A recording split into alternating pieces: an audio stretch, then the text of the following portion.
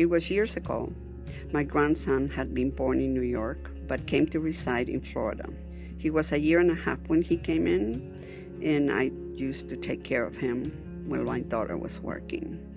He was about 3 years old when some red spots appeared on his body, and I think they said it was molluscus, something like that.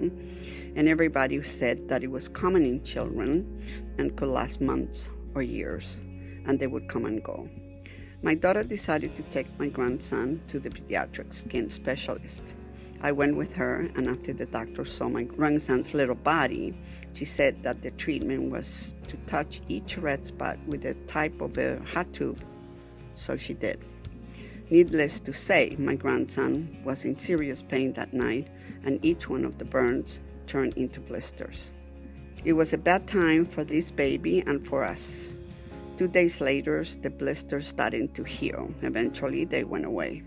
But a few weeks later, new spots showed in the same area but different spots. And just as before, my daughter's friends said, it happens to kids and it could last weeks or months. Again, my daughter decided to take the baby to the same skin specialist, and after she saw the spots, she again said they needed to be burned. I started crying and crying so bad, and I told my daughter to please don't let her do that again. My daughter, very upset at me and my reaction, left the doctor's office and did not allow her to burn again. When we arrived home, I called my husband, and we both proceeded to pray and pray, touching the red spots and asking God to heal them. We left their house, and a few days went by, maybe 3, 4. My daughter calls me to go to see the baby. There were no spots, and they never came back. I understand that God showed us that He and only He can heal that way.